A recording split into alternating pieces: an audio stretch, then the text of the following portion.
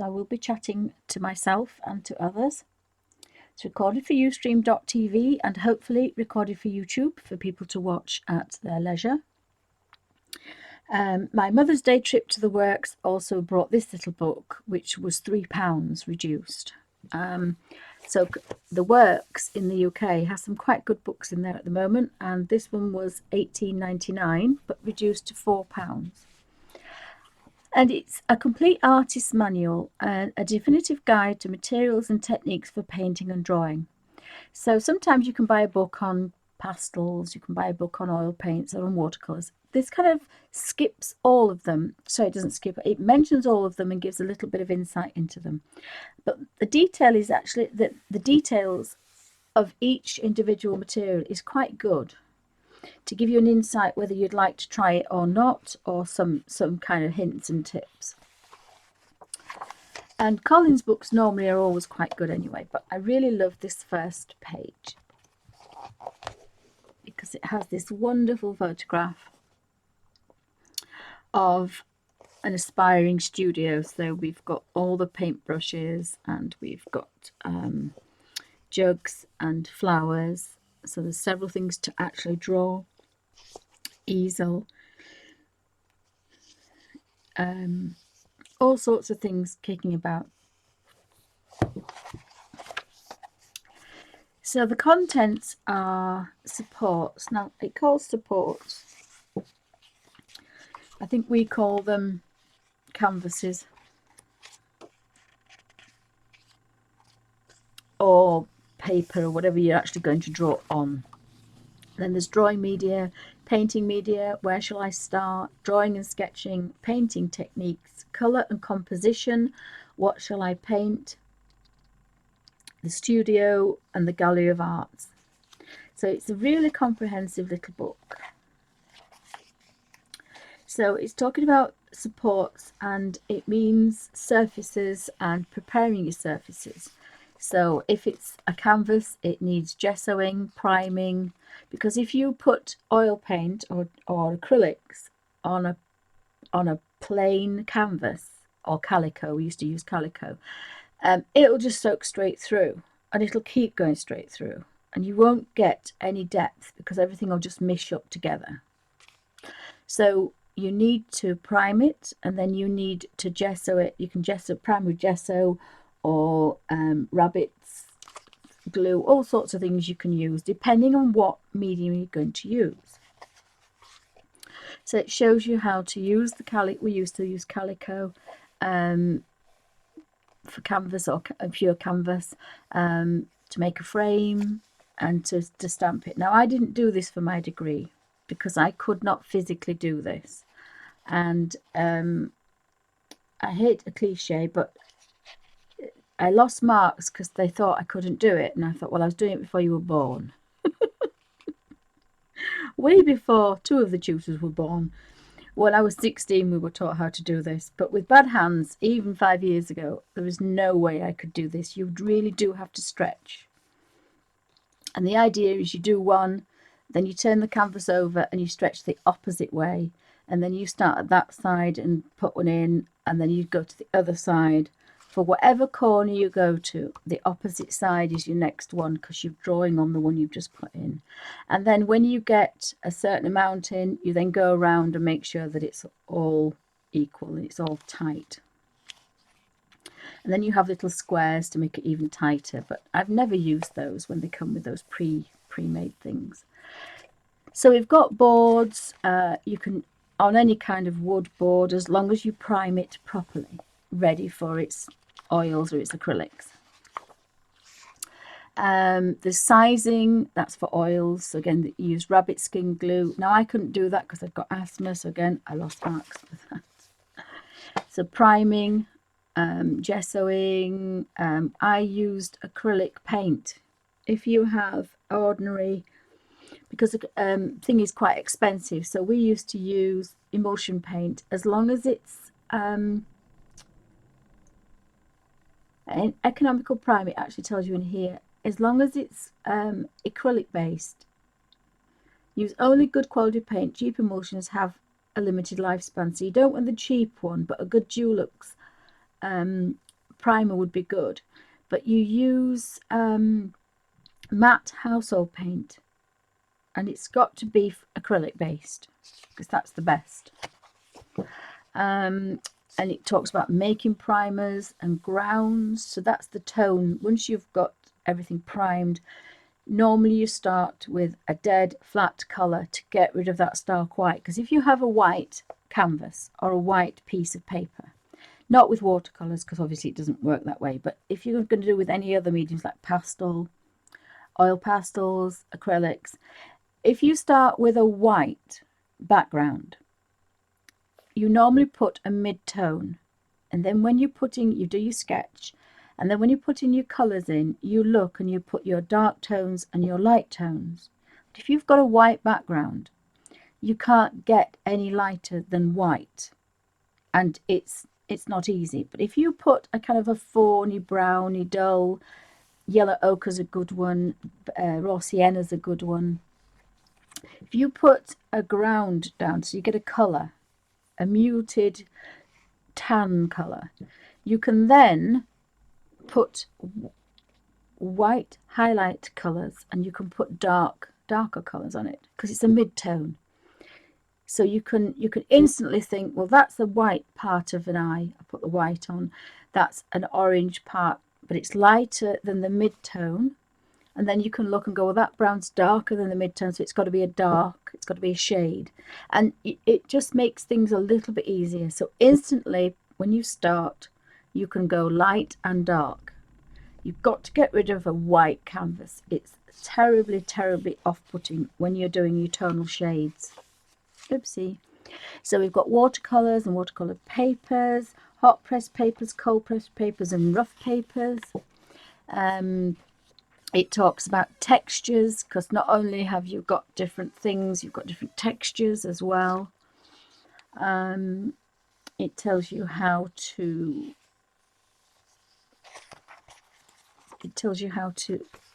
stretch a paper. Before you do any wet on wet, you need to stretch your paper because it'll crinkle and it'll be lousy, and it won't take the water level, because paper's paper. It's made up of, it's not always exactly paper all the way through, especially handmade papers. So what you need to do is to wet it and then stretch it, and then it becomes completely even and level, and then you can add more water to it. So it's always a good idea.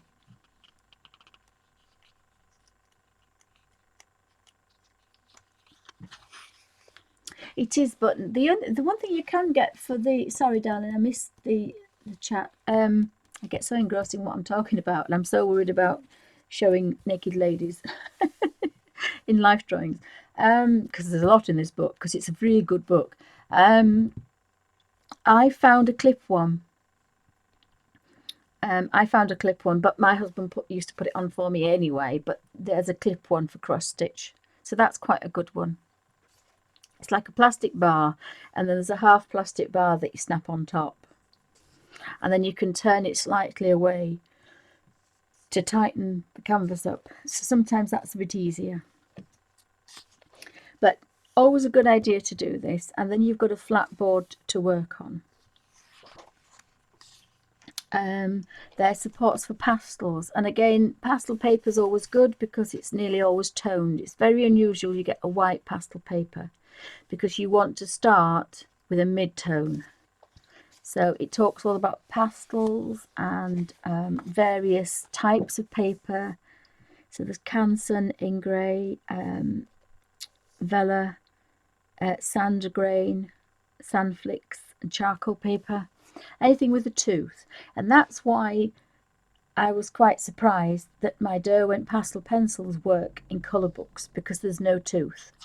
But it only works either with a damp brush to make it into a watercolour, or we use a blender to blend it in to stain the paper. And that's the only reason it works. In theory, it shouldn't work, but it does.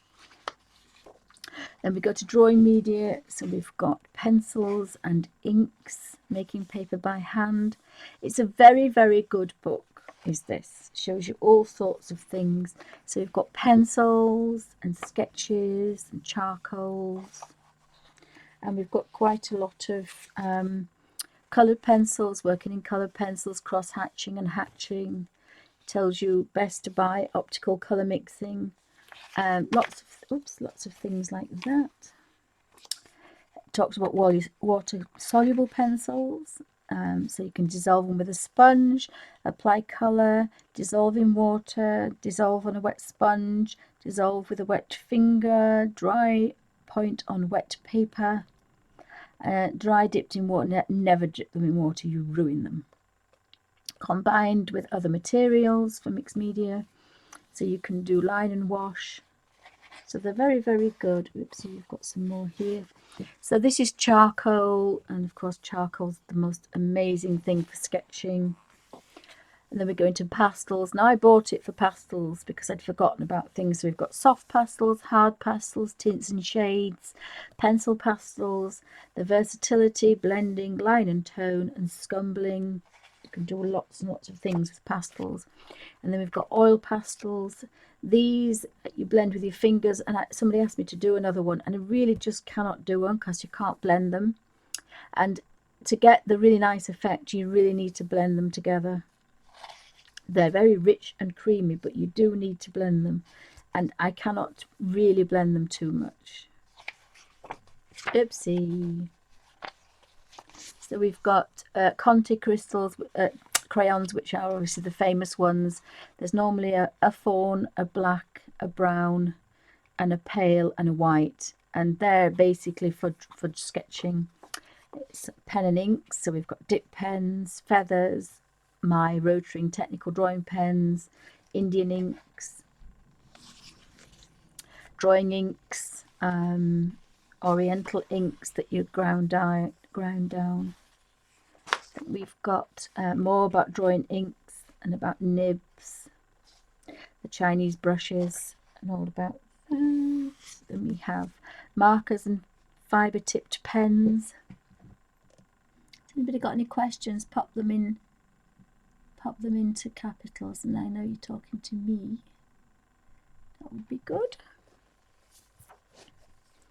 Then we've got accessories, so we've got erasers, paper stamps, knives and sharpeners, drawing boards and fixatives. And I actually, the first time I used that, I sucked and I didn't blow. So in those days, we could smoke in the art studio, because the life models, all three of them used to sit chain smoking. It was like a gas chamber. It was not nice. It wasn't nice, I have to say, sitting all day with 3 or 4 chain smokers. Yeah, it wasn't nice, but of course we all smoked. I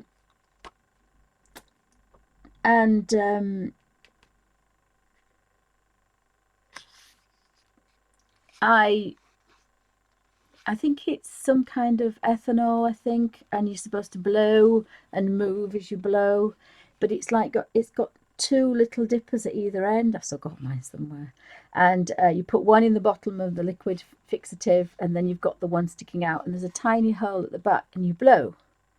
If you can see that picture, and you're supposed to blow, but of course I didn't blow, I sucked. So I had a mouthful of fixative.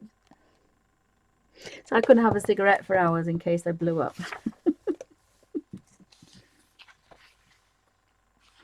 Oh yes, that's why it's a wonderful little book, so that you can see lots of things, and it does give you a bit of an insight of how to use them as well, because sometimes you think, well, this is a bit boring.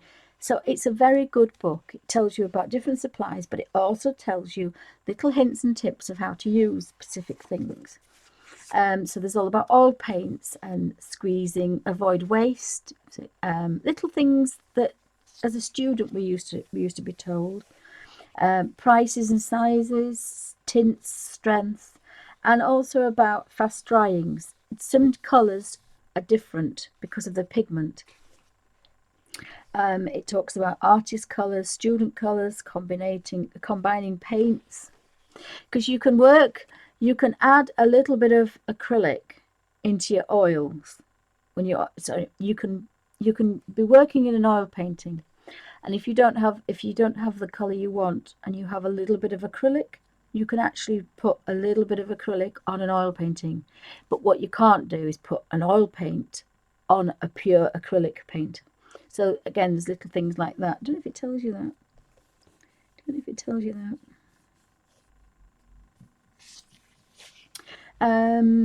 it tells you about colours and pigment strengths and drying times, and alkyds. Now, we don't talk about alkyds.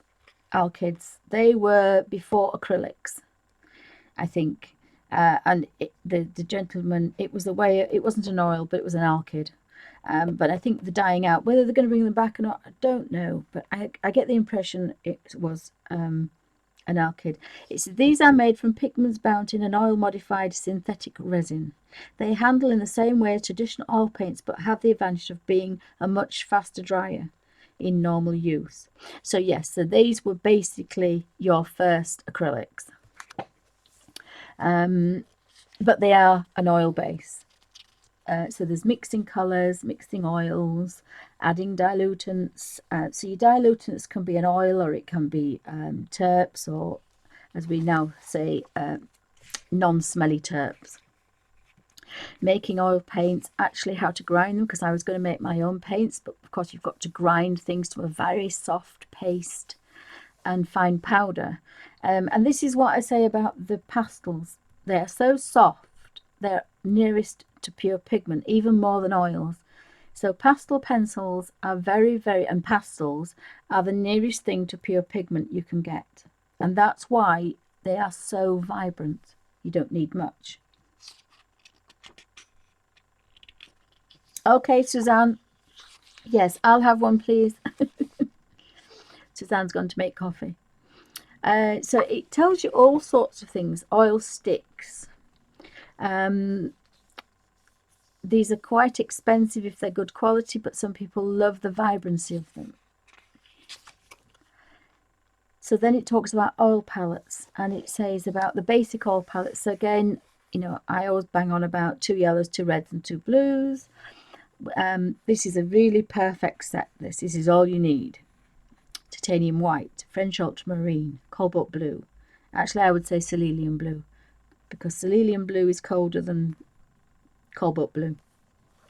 Yellow ochre, raw sienna and burnt sienna. So you've got some browns and your blues. Then you've got permanent rose, which is almost like permanent rose is a pinky red, so it's almost like a Elysian crimson. Viridian, for some people like a green to start with. I actually like my own, but it normally comes in a good set. Cadmium red is your cold red. Cadmium yellow is your warm yellow. Lemon yellow is your brightest lemon yellow, and that's for making your bright greens. And then they've got a Windsor violet, which is like a purpley, I think that's like a purpley colour. Useful for making and modifying blue skies, making greys with yellows, browns and greens. So it tells you about what they're used for as well. So the white, now we used to have 2 whites if you're using oils. One's good for mixing, so you use it for your tonal value and your shades and your tones, and the other one was for pure highlights. Flake white, I think we used for that, and I can't think of the other one. So French ultramarine, versatile for most blues, mixed with burnt umber to make an interesting dark shades. So if you take burnt umber and French ultramarine, you will get Payne's grey.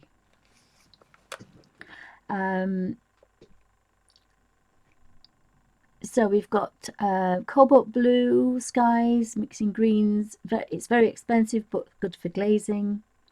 Again, different oils and colours are different, so some are more opaque than others. Yellow ochre is good for browns, indispensable for landscapes, painting, for toning down mixtures. Raw sienna, a warmer hue than yellow, mixes well and excellent for glazing. Burnt sienna, useful for modifying sky colour and is a good glazing colour. I use burnt sienna for all my layers when I did my 50 layers on my degree piece. Permanent Rose is a fast-drying alternative to alizarin crimson, although expensive, a little goes a long way. Viridian, good tinting strength, slow drying time, bright green hue with a bluish tint, mixed with white to make cool greens. Cadmium red, slow drying time, is a bright warm hue, strong pure pigment, cadmium mixed with red to form a cadmium orange. Oh, so I was right then. It does give a very vibrant cadmium orange. So again, if you've got cadmium red and cadmium yellow, you don't need to mix cadmium orange, which is another £7 or £8 if you want to buy another one. Lemon yellow is delicate cool greens when mixed with blues. And Windsor Violet modifies blue skies and makes grey with yellows, browns and greens. Remember I said about greys. If possible, do not get Payne's grey, make your own greys, because they're almost always nicer. So then it talks about different pigments and blenders for oils. So we've got blenders, we've got poppy and saffron oils, binders, linseed. I use a mixture of sand oil and sand oil and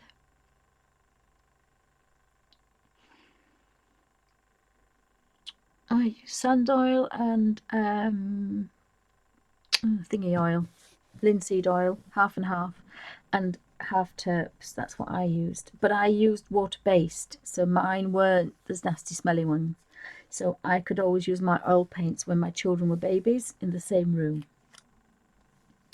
And Winsor & Newton do a set called Artisan water-based medium oils, and they are fabulous. There's no difference in colour wise, mixing wise or any other wise, except for you don't need nasty terps.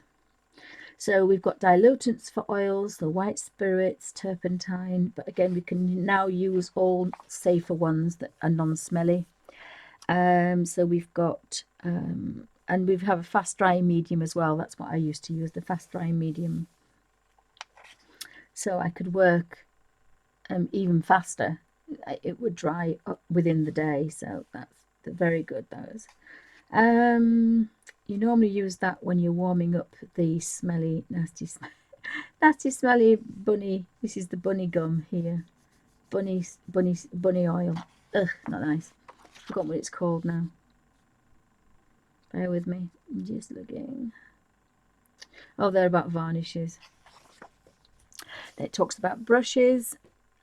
It talks about household brushes, which I used to use for priming and for getting a base colour down. Always use a household brush, never your nice ones. And then we've got synthetics, flats and filberts, rounds, and I ended up painting with a dog hair when I did my fine painting, purely by accident. And then it talks about brush shapes, what they're for, so what your round ones are for, what your flat ones are for. I don't know what bright ones are, but brights, filberts, fans are for blending, and then you've got your riggers. So it's very, very good. Sometimes you might be using the wrong brush for the wrong thing. So it's a really good book. I did a long time ago, yes. Yeah, and I worked in oils for my degree, yeah. But I used, when the children were little. When I went back to college, I used oils again, but there's no difference. But for my final piece, it was classed as an oil paint, but it was with the Winsor & Newton Artisan water-based oils. Absolutely no. In fact, just if I can get up now, there might be a bit of a. I'm not moving off. Oh, that's unusual. That's unusual. I'm really sorry. I looked down and I didn't see an Alfie. I saw a cat. Tuffy's asleep in Alfie's bed. This is because my daughter's poorly from college. She was desperate to go to college this morning, but I wouldn't let her because she's still got a lot of pain in her stomach. Now, if you bear with me 2 seconds, I can go through this. Oops, don't want that. So in here, this is, and even though they're 5 years old, I have some oil paints they were my mum's, and my mum died in 1976. So she had them in the 70s, probably from the 60s, and they are Winsor and Newton. In fact, I think there's some of her oils in here somewhere. So this is linseed oil. That's linseed oil. Wait a minute. So this is Artisan's waterable mixable fast drying medium. Now it's gone a bit. Does that look any better? That's the same. No, that's for proper oils. This is the acrylic medium. What I was looking for, distilled. No, that's distilled turpentine. This is what I was looking for. Artisan thinner. So this is instead of this. This stinks. This is smelly. If you've got asthma, you'll be coughing and choking. This one has absolutely no smell. So you can use it where I used to use mine, on a table next to the babies. Absolutely no smell whatsoever. And then the reason I've got these, I've got a Damar varnish there. And then we have fast dry medium, and this is the Artisan water mixable. So I used that one, and there's a stand oil as well. I bought that and I don't know why.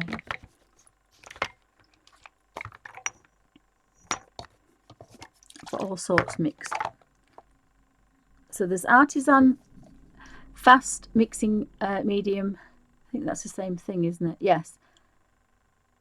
But they're all the Artisan is all water based. So you wash your brushes up in hot soapy water. There's no terps. You can use a little bit of water to mix your colours, to thin them out a bit.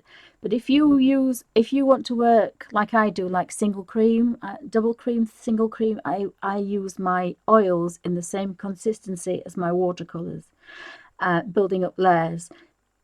You don't want to put too much water, pure plain water, because the colour will split, because there's only a certain degree of water you can put with it, because it's still an oil paint. But they've put something in the oil paint that makes it mixable with water. So what you need is, and I'm a tight Yorkshire lass, and you do have to buy the thinner. So this acts as water, so you can put as much as you like of this in it, but just very little water. So if you use this, you're not going to have your colours split, and it will split like eggs curdle. That's why it will split if you put too much water into a water mixable thing. Does that make sense?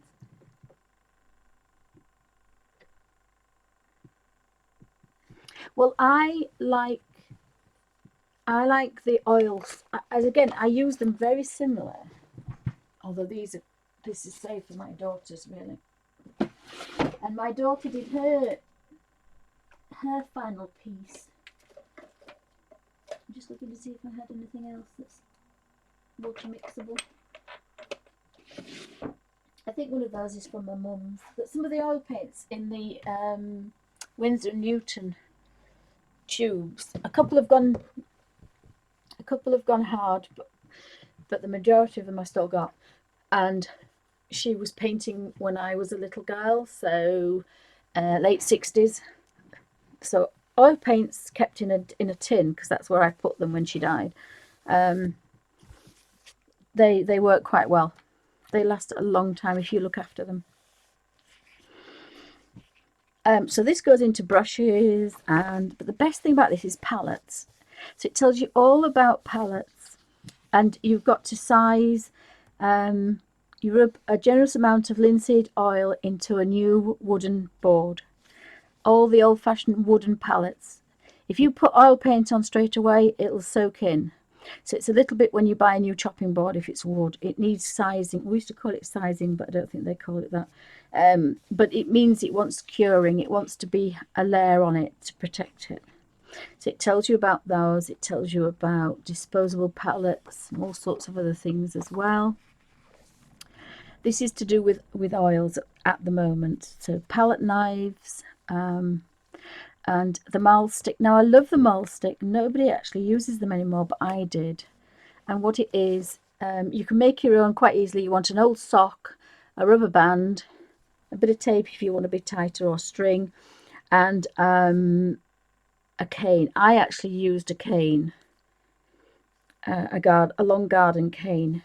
So you tie the sock round into a ball, and then you tie it round to make a little neat ball, and that sits on the canvas, and you hold, so it gives you a kind of a distance between, and you put it where the oil is not wet, obviously, the corner of the side, and then you can lean on it to get some really fine detail, because if you're doing this, you've not got some detail, so you need to rest your hand to get some very, very detail. Or marl stick.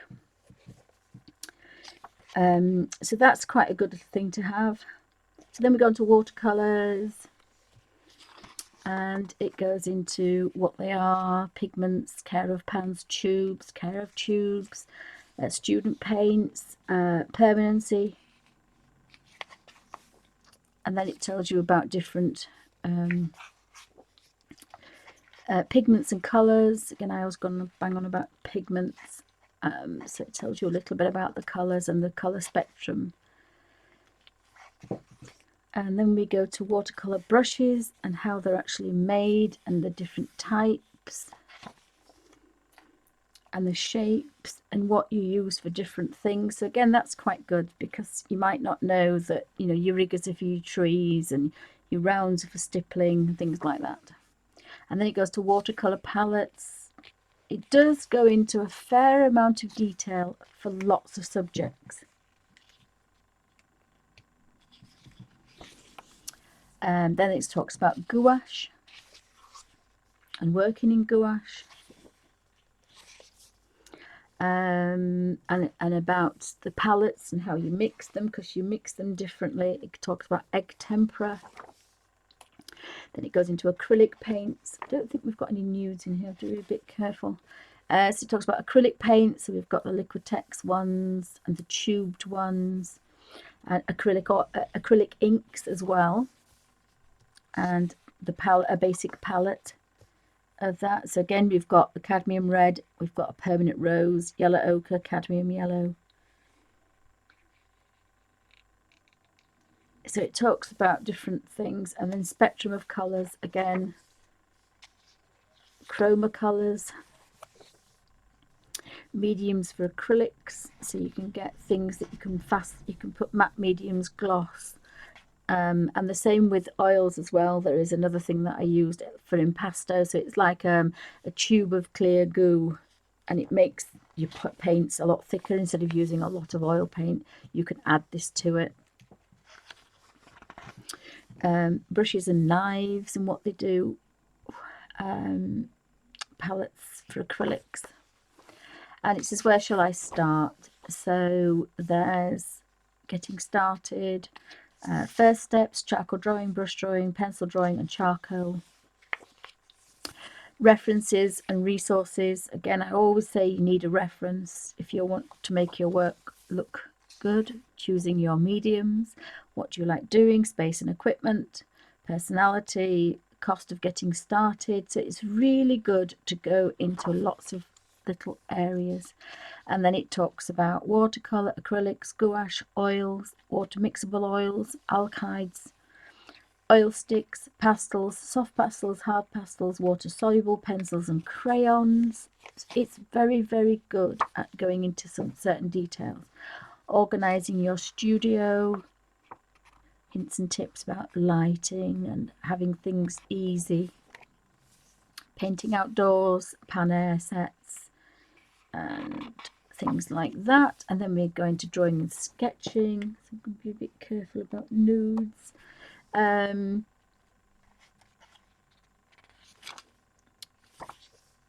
It talks about actions and poses and figure drawings and life drawings and other things. Oopsie, drawing ears and eyes, studying things. Good thing to do some, whilst somebody's watching TV, used to do some sketches. Whoopsie. So we've got a lot of life drawing, because that's always good. And then we've got the stick figure man using drawing aids. So we've got that little stick man, I don't know what he's called. I don't know what he's called, but he's a little bendable man. You can actually get them for a few pounds now, and that's quite good because you can show you certain poses, so that's quite good. And keeping a sketchbook, something that I made my girls do and I don't do, and that's really naughty. Sketchbooks are very important. Sketchbooks are vital if you want to learn to be better and to learn how to do things. And the best thing to do is when you've been through your sketchbook is look at the first one, look at the last one, and you can see how much you've improved. So underpainting. Some artists actually do all the colour in monochrome, grayscale, and then they put the colour over the top. Fat over lean. So fat over lean is when you have, and that's why you don't do fat over lean, because it cracks. Because if you've got a fat layer of oil, that's going to take a long time to dry, or any medium is going to take a long time to dry. A thin layer is going to dry slower, faster. So you really want to put your fat first to let it dry, then put your thin over. Whereas if you put your thin first and then your fat,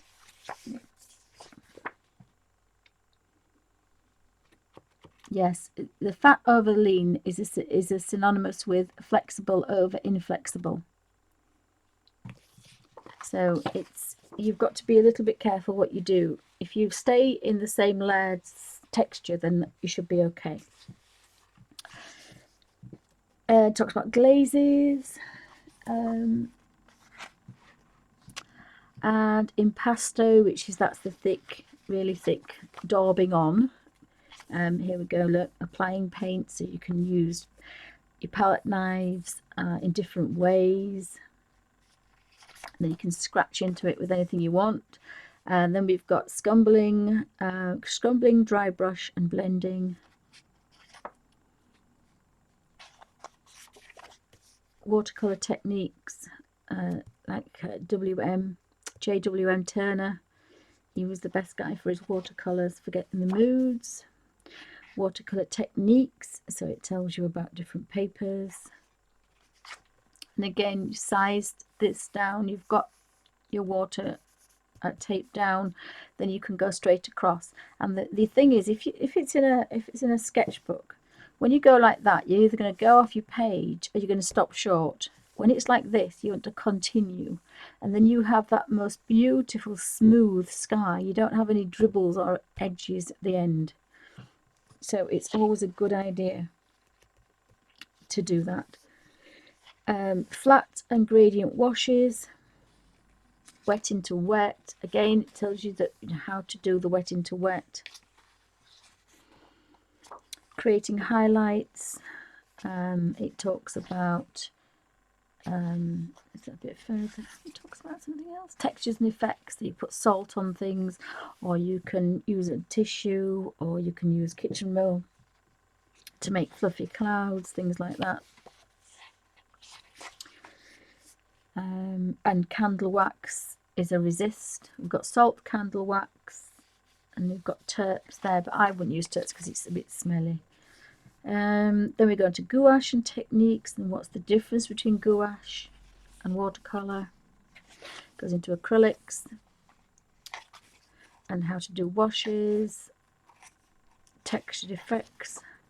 Then we've got colours and composition. Now this is really good, this section is really good anyway, because it tells you about the permanency of the pigments. So some pigments are long lived and some have got to be kept in the dark. And that's why all watercolours from Victorian and beyond, they are normally kept in tissue paper in a dark drawer. And the Victorians used to get them out, look at them, and then put them away in a dark drawer. They weren't designed to be shoved on a wall in bright sunshine, because they will disappear. And this tells you all about that. And then we've got the language of colour. So we've got some really nice colour wheels going on. And it tells you all about colours and tonal values, mixing colours, and the palettes. So again, you can have a spectrum order, which is reds, yellows, greens, blues, violet, or you've got light to dark. Now I normally do light to dark, and then you do warm and cold. So you have your warm colours at one side and your cold colours at the other. So there's lots of different ways of putting your colour on your palettes, and that's quite personal.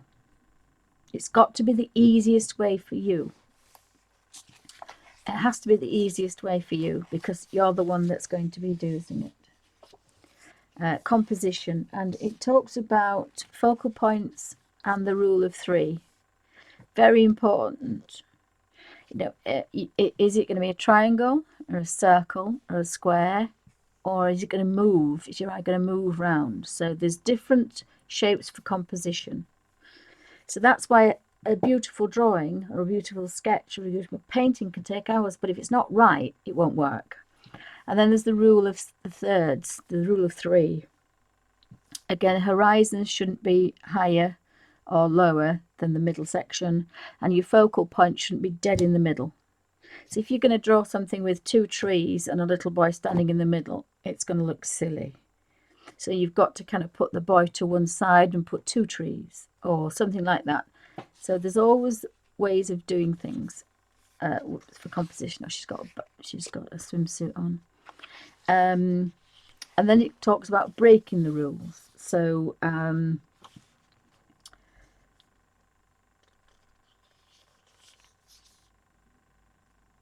trying to think of Picasso changed the rules. So he looked at a face forward and sideways at the same time. He changed the facets of rules. So again, that's quite interesting. So it's fine to break the rules, but you need to know the rules first. You need to know about the rule of 3 and about perspective and about focal points. And then once you've learned that, think, well, hang on a minute, I want to change that, which is fine. But it's good to know the first things first. So it's like painting in 3 dimensions. So again, it gives you a really good idea of painting. Experimenting with paint. So that's really good because we've got dry brushing, using diluted paint, painting straight from the tube, adding glazing mediums, using gel medium, and mixing with textured paint. So if I can pick that up. They're all completely different and textured.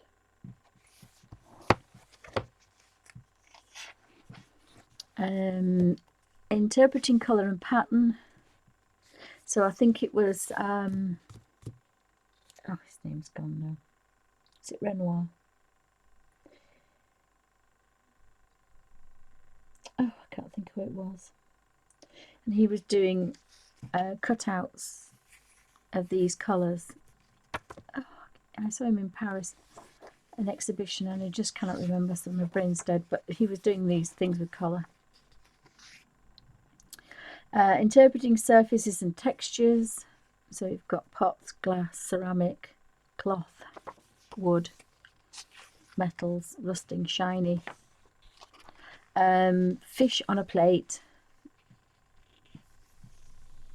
So it's taking certain things and how to make them work. These are actually demonstrations. So it starts how to start and what to use. So that's quite good. The bowl of fruit, painting a vase of flowers, how to set it up, choosing a subject, preparing your work. So that's quite good as well. And again, they've used a paper. Used 2 plates, 2 white old-fashioned plates. Painting still life, and that can take a while to get that right, because if that's not compositionally right, it will never look good, no matter how good a painter you are. Painting your room, painting against the light. So this is the Rembrandt's a good one to look for that, putting lights and highlights next to darks. Painting in the garden. painting a landscape. So there's some really good basics in here. What trees to use, how to draw them, what paintbrushes to use. It's a very, very, very good book on the basics. Choose change the changing landscape. Because sometimes if you're drawing something in the morning, you're still there in the afternoon, it looks completely different. Capturing water, painting a townscape. So it's a very, very, very good book. This is Space, Depth and Distance. So you've got a single point perspective, a double points perspective, or a 3 point perspective. And then there's foreshortening, atmospheric perspective. It's a very, very good little book, is this. For £3, it was amazing. Putting life into your paintings, that's drawing people, drawing faces, and painting faces,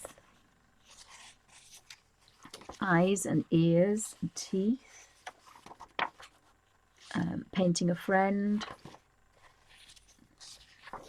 painting a person.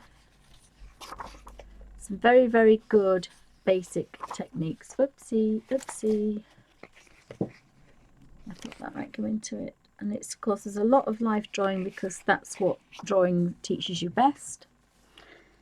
Hands and feet. Again, if you haven't got anything else to do, just put a pencil in the other hand and sketch that. Painting animals and birds. Getting your own ideas down. So again, you've got tracing paper, using transparent paper, tracing into a light box, changing the scale, composition and imagination. It's a very, very, very good book, is this. And then the last chapter 9 is the studio. So it tells you how to be a bit more organized, storing your brushes, a wine rack used for drying paints, easels, protecting artwork. So like I say, the drawers, pictures that you want to keep but don't frame should be stored in a safe place, such as a portfolio in a plain chest, in a planned chest. That's the old map, the very big map ones. It shows you how to varnish things and when to varnish. Most things a year to 2 years, sometimes 5 years for your painting to dry out, because if you're too eager to varnish it, it'll crack and fall off. So it's always better to wait. I think mine's 5 years and I don't think I've varnished mine yet. Mounts and frames, and then it talks about the art gallery. There's all paintings in there, I think from before. A little bit about health and safety. How to read what's on the tube of a painting medium. That's interesting. And that's it. A really, really good little book. Well, I say little. It's an inch deep by... Oops, it's upside down, is that? No, it's not. By 7.5 by 9 3/4. But as I say, sorry, I tell a lie, this was £4, this one, the 2 fairy books. So my Mother's Day presents were quite nice. I got 2 fairy books for £3 each, and I bought this one for £4. But even at full price, it's £18.99. Anybody who's into art, a student or somebody who's starting out, it's a good little book, because even if it's just one, like I bought it for the pastels because I'd forgotten about pastels. I can't remember things, so even I've remembered a lot of things, forgotten things that were in there. So that was my Mother's Day Collins Complete Artist Manual, and thank you for watching.